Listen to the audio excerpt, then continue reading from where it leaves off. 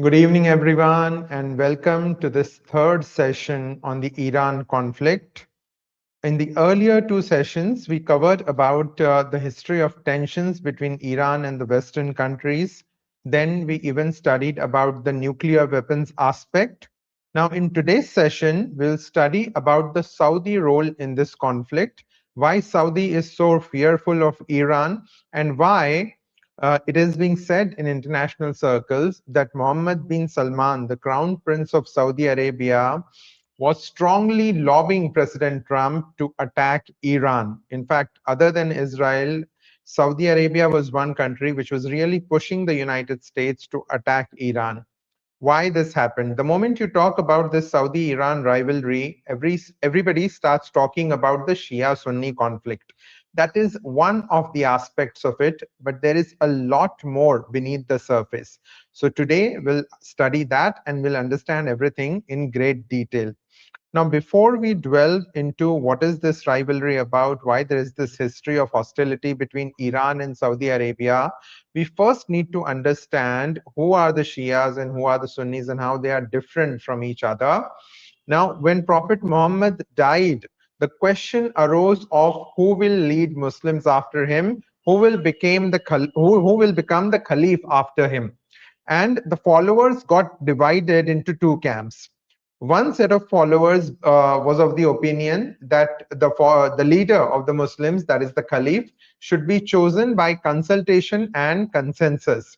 Whereas the other group believed that Prophet Muhammad's family was divinely ordained to lead Muslims around the world. So his cousin and also his who used to be his son-in-law, Ali, he should become the Caliph. But eventually the first group prevailed, and Abu Bakr, who was one of the followers, one of the companions of Prophet Muhammad, he went on to become the Caliph after the death of the Prophet. And that's why the other group broke away. And those who were of the opinion that the Prophet's family was divinely ordained to lead Muslims, and that's why the Caliph should always be from the bloodline of the Prophets, they went on to become the Shias. Now, how are Shias different from Sunnis in terms of the way they practice Islam, in terms of their belief system or their rituals? Let's understand that. Now, the first thing is, in terms of the way they pray, both of them actually have a custom of praying 5 times a day. Although in some Shia sects, they kind of club two prayers and perform namaz only 3 times a day. But then more important is the way they stand for prayer. For instance, Sunnis will always have their hands folded either towards their chest or towards their navel, whereas Shias generally do not fold hands. Now, in this image, what you are able to see on the left is the way Shias stand for namaz. You can see the hands are not folded, the hands are towards the side. On the right, you are able to see the Sunni way of standing for namaz, that is with hands folded together. So that is one of the differences. Then second thing is in terms of sajda, in terms of prostration. Now, when Sunnis, they perform the sajda, they don't have anything on the prayer mat. Whereas Shias, they generally keep a stone or a small clay tablet which is called turba, and it generally comes from Karbala. Karbala is a city in Iraq which is very, very important for Shias. It is the most important place for them after Makkah and Medina and Jerusalem. That is the place where the Prophet's grandson Imam Hussein was martyred. So it's a small clay tablet they generally keep on the prayer mat, and they perform sajda on that. Here you will be able to see the photograph of the of the supreme leader of Iran, Ayatollah Khomeini, who was recently killed in American airstrike. You can see that small clay tablet on which he is performing the sajda. He is prostrating. Here also in this image, you will be able to see that the small clay tablet is there in front of him, and he will be performing a sajda on that. Then when it comes to festivals and commemorations, generally Sunnis, they they celebrate both the Eids, Ramzan Eid and Bakri Eid, in a major way. Of course, Shias also celebrate that, but then for Shias, the biggest celebration, not celebration actually, it's observation, because it's a period of mourning for them that happens in the month of Muharram. It starts from the 1st of Muharram, and the first 10 days are very important for them. So that is observed in a very major way across, across the world by the Shia community. For Sunnis, that is not so important. And as you must have witnessed in cities like Lucknow and Mumbai, there is a grand procession that is taken out by Shias in which people are thumping chests. And, this is called matam in Hindi. Matam means mourning. And you will see a lot of people use knives and all to hurt themselves to express their sorrow and grief, during that mourning period. This is mainly observed by the Shia community. Sunnis do not do all this. Throughout history, now we need to understand, the present modern day problem. If you study the 1300 years of history between the Shias and Sunnis, there has never been a single fight based on religious differences. There have been fights between these two groups regarding some political disputes, but not related to the fact that you are a Sunni and I am a Shia, so we will fight. However, all of this changed when a religious scholar by the name of Muhammad ibn Abd al-Wahhab, he came to the fore in Saudi Arabia. He lived between 1703 to 1792 in an area which is referred to in history as Najd. This is modern Saudi Arabia's central area. And he was a Muslim scholar, and he studied Islam and came up with a very harsh, very rigid interpretation of Islam. He basically wanted Salaf to be enforced. Salaf means the way the first three generations of Muslims practiced and followed Islam. When he studied Islam deeply, he developed a feeling that, the way Islam was followed during that time was completely different from how originally it was supposed to be followed. So he started preaching people to come back to Salaf, to go back to the original way of Islam with his harsh interpretation.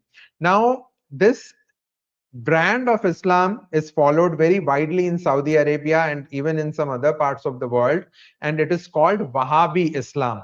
So how is Wahhabi Islam different from the way, a sort of liberal or moderate version of Islam is followed in regions like the Indian subcontinent? We will understand that. Now, this is the area of Najd, that historic Najd. It is in the central part of Saudi Arabia. Now, what is Salaf? I explained it to you that the way the religion of Islam was practiced by the first three generations of Muslims, that is called Salaf. Islam is followed by the first three generations of Muslims. Now, what are the main points of difference between Wahhabi or Salafi version of Islam versus liberal Islam as followed in Indian subcontinent? The first and foremost difference is related to dargahs. In India, we all know there are famous dargahs like Haji Ali near Mumbai, like the one in Ajmer, like Nizamuddin Aulia's dargah in Delhi. A lot of people from across all communities, Hindus, Sikhs, Muslims, they go to these dargahs. What is the dargah? It's the resting place of that particular saint. That particular saint is buried there. His grave is there. Now, as per the interpretation of Wahhabi Islam, it's a sin to revere anyone except God. So if you are going to a dargah, you are committing a horrible sin. That's why in Saudi Arabia, after Wahhabi Islam became prominent, they had demolished all shrines. So forbidden in Wahhabism, but highly revered by liberals, the Sufi culture as it is called. For example, in Indian subcontinent, in Pakistan, India, Bangladesh, dargahs are visited a lot by people of almost all religions. The second thing is related to prayers. In Wahhabi Islam, it is said that you just need to perform namaz 5 times a day, and that's it. After that, you don't need to do anything. But in the liberal version, as it is followed in Indian subcontinent and in many other parts of the world, there are a lot of prayer ceremonies even apart from the 5 times a day prayer. For instance, when you observe the death anniversary of someone, all those kind of occasions are observed with prayer ceremonies. Wahhabis discourage that. They say that you have deviated from Islam. Islam doesn't teach all this. So that is additional difference. Then about holy sacrament, or what we call niyaz or tabarruk, or what we call prasad in our country by Hindus. any food, which is kept in front of you at the time of prayer is completely forbidden under the Wahhabi belief system. So if any Muslim who gives you niyaz, for instance, a lot of people when they return from Ajmer or when they return from Haji Ali, they distribute that sacrament to their friends who are at times not who are not even Muslims. Everybody very respectfully takes it, but Wahhabis forbid it. You're not supposed to keep food in front of you and consider that as some sort of a holy sacrament or niyaz or prasad or tabarruk. It is strictly forbidden in the Wahhabi system. Then, when it comes to graves, Wahhabis strictly enforce their belief that graves are supposed to be absolutely simple. There should be no construction on it. Now, when it comes to places like India, if you visit a Muslim graveyard, you will generally see at least some basic minimum construction. At least the tombstone will be there in a very nice, structure of brick and cement. But Wahhabis forbid it. Now here in this particular image, you will be able to see this is a grave of a Saudi king of a Saudi king. See how simple that grave is. There's nothing there. But if you see, and this is how a graveyard is in Saudi Arabia in general. Very, very simple. Okay. No construction allowed. Now in India, you will generally see graveyards are like this. There is good a deal of construction there on every grave. So that is additional difference. The last major difference we can talk about amongst a lot of differences is related to what we call taweez in Hindi or amulet in English. It is completely forbidden and under the Wahhabi system. You see a lot of Muslims you will see in India wearing taweez in their neck or on their side arm. That is completely forbidden under the Wahhabi system. Now, this harsh interpretation of Islam branded Shias as heretics. When that scholar Muhammad ibn Abd al-Wahhab, he studied Islam and then he compared it with how Shias were practicing Islam. He said that Shias are heretics. What do you mean by heretics?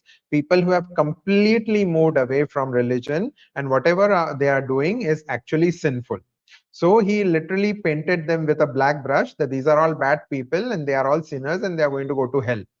And out of that belief system that Shias are all heretics, he later tried to influence the rulers of Saudi Arabia to come up with strict laws regarding how Shias should live in Saudi Arabia.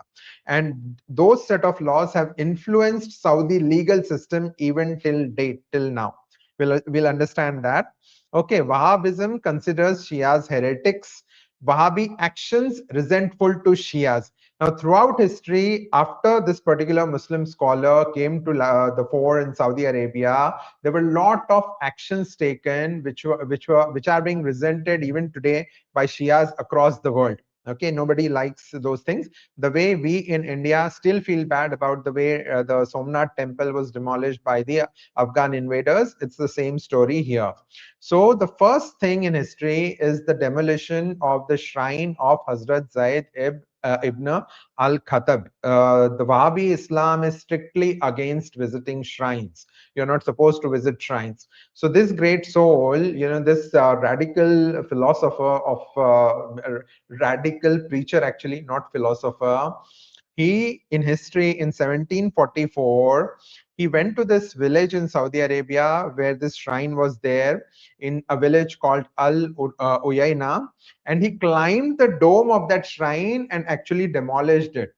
So this is the kind of activities they carried out, and he filled so much poison in the minds and hearts of the people there against Shias that after he passed away in 1792, in 1802, the Wahhabis actually attacked Karbala in Iraq. They actually went to Iraq, they attacked Karbala, which is the holiest, one of the holiest place of Shia Muslims, and they plundered that city, they looted it, and they broke down the shrine of Imam Hussein, was the grandson of Prophet Muhammad and is highly revered personality in history, revered Islamic figure in history by both Shias as well as Sunnis. So that was the level of hatred they came down to. Destruction of Karbala. Now this is the mausoleum, this is the shrine of Imam Hussein, this is where he is buried. And key facts about 1802 Wahhabi sack of Karbala. It happened on April 21, 1802. Some historians say it actually occurred in 1801, but majority agree it's 1802 and not 1801. Perpetrators, Wahhabi forces under Saud bin Abdul Aziz, ruler of the Emirate of Diriyah. Scale, approximately 12,000 soldiers participated in this raid and plunder. Target, the shrine of Hussein ibn Ali, grandson of Prophet Muhammad, revered by Shia Muslims. Casualties, between 2,000 and 5,000 inhabitants of Karbala, Muslim inhabitants, killed. Karbala is a Shia majority area even today. Looting, the shrine was plundered, treasures taken, and parts of the city destroyed. Motivation, Wahhabi leaders claimed retaliation for attacks on Hajj caravans by Iraqi tribes, but the raid also reflected deep sectarian hostility towards Shia practices. So this is one of the major events in history, from where this hatred kind of came to light and became very prominent. Another thing which they have done, which is resented even by many Sunni Muslims across the world, is what they have done to the Al-Baqi cemetery in Medina. Now, this cemetery in Medina is one place where there are a lot of Islamic historic figures buried, revered by both Sunnis and Muslims. Many of them were the actual companions of the Prophet when he was alive. Now, before this Wahhabi Islam took roots in Saudi Arabia, this particular cemetery had beautiful structures and domes like this. This is the actual photograph of that particular cemetery. You need to understand that the Arabian Peninsula was actually under Ottoman rule, Turkish rule, before this Saud family started ruling it and took over. And the Ottomans had a lot of love for beautiful architecture. So they maintained this place very nicely. But then when the Wahhabis took over, they were strictly against having these kind of structures. And that's why they completely demolished and flattened all these beautiful structures. And today, Al-Baqi Cemetery appears like this. This is the actual photograph of Al-Baqi Cemetery as it appears today. So they have not spared anything, not even places where religious historic figures are buried. That is the extreme level of their thinking. Two demolitions happened. First in 1806. This was the time when there was a power struggle between the Ottomans and the Sauds. So when Sauds were in control, they demolished it. Then the Ottomans came back to power. They again reconstructed it. And after that, again in 1925, 1926, the House of Sauds demolished it. The House of Sauds, the Saudi royal family, follows this Wahhabi brand of Islam. And in modern era, the worst thing that has happened, which will be a big shock to you, nobody talks about it, people don't know about it, the massacre of Iranian Shia pilgrims during Hajj in 1987, one of the worst things in history. In 1987, nearly 400 Shia pilgrims from Iran were shot dead at point-blank range during Hajj in Saudi Arabia. Okay, you can read about it on Google. In July 1987, Saudi security forces clashed with Iranian Shia pilgrims in Mecca during Hajj, leading to the deaths of over 400 people. So imagine the extreme nature of anti-Shia hatred that prevails in the Saudi royal family as well as the Saudi establishment. Now comes the most important part: suppression of Shias in Saudi Arabia resulting from Wahhabi ideology. Now we saw how Wahhabi ideology propagates hatred towards the Shia community and brands them as heretics. This has resulted in lot of policy planning in Saudi Arabia to ensure that Shias are a suppressed lot, that they don't come up in society, that they don't progress. Now, what are the measures that the Saudi government or Saudi establishment has taken regarding it? We'll understand that. Mainly in the way the Shias are restricted from practicing their faith. In terms of government jobs, they try to ensure that Shia presence is bare minimum. Shias don't get promotions in line with their qualification and their merit. So all these complaints are there.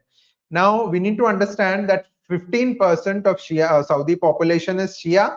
So when you compare the overall population, Shias are a minority. 85% happens to be non-Shia population.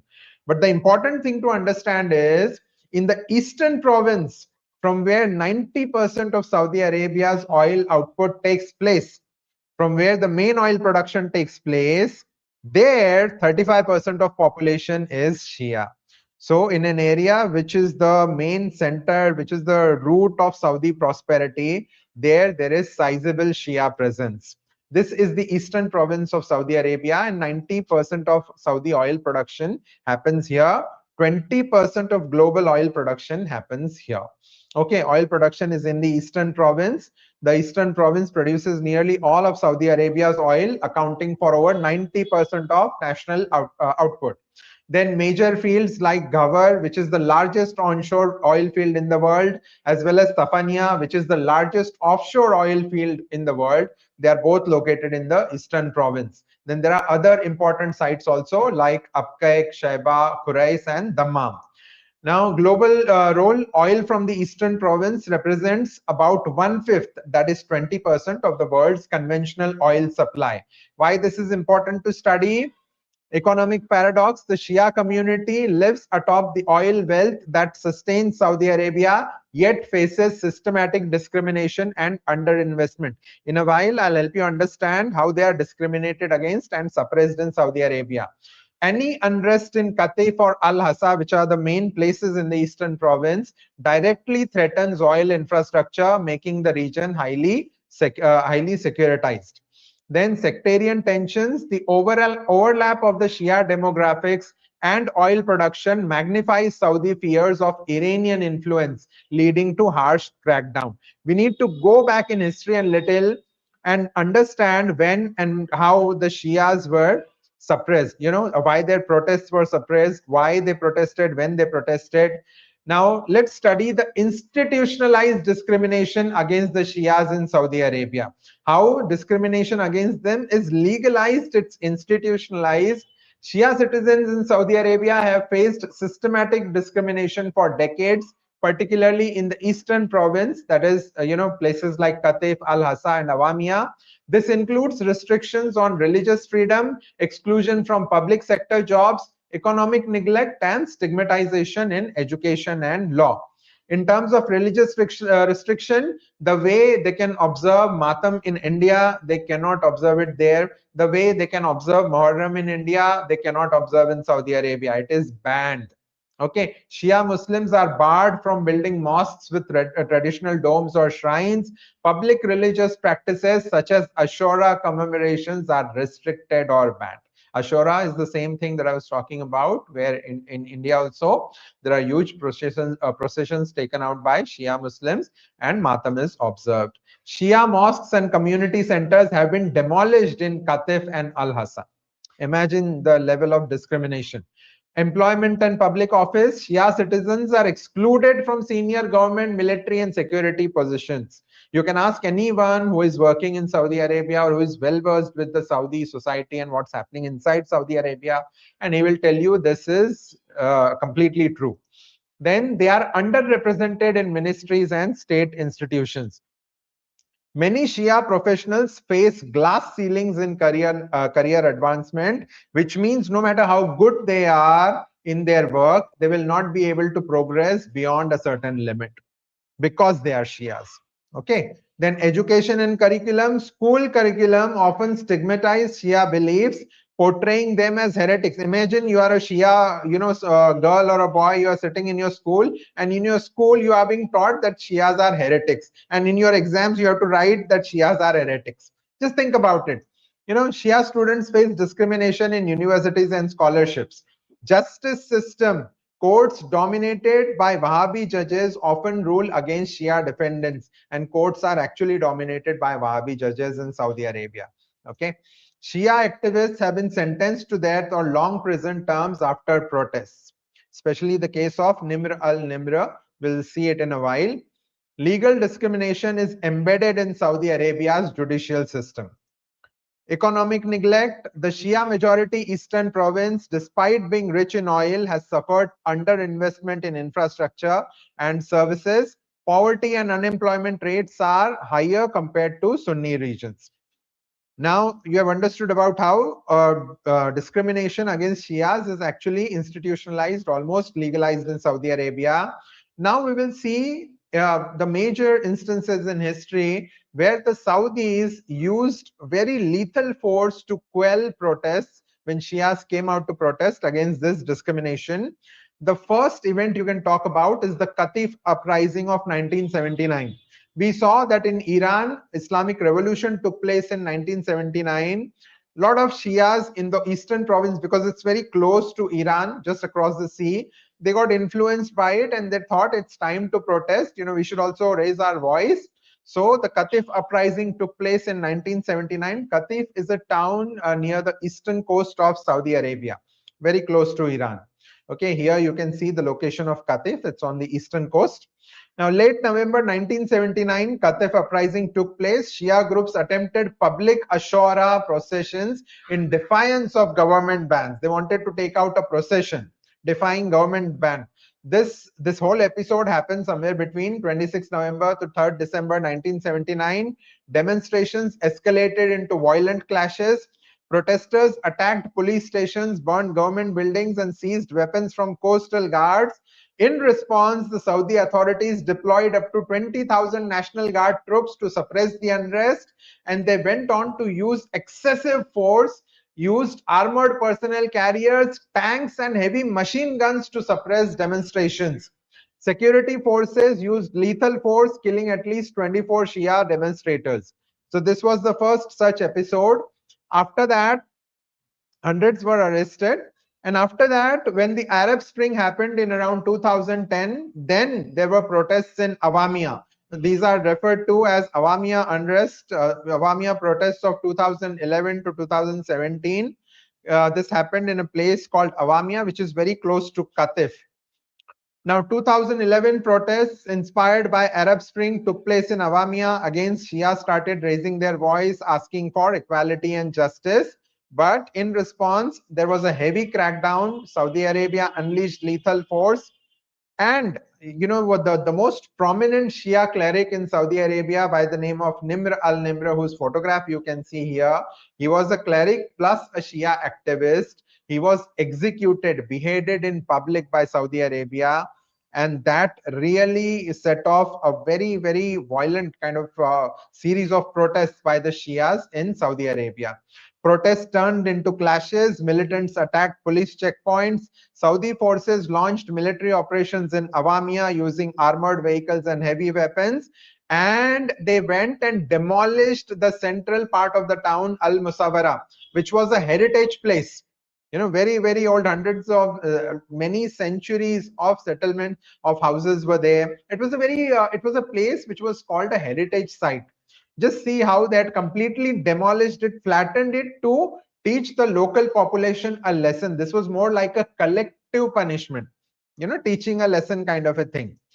Security forces surrounded the town to demolish the historic Al Musawwara district, citing redevelopment. So under the pretext of redevelopment, to teach a lesson to everyone there, they demolished the central part of the town. Residents resisted, leading to weeks of fighting, dozens killed, hundreds displaced, many homes destroyed.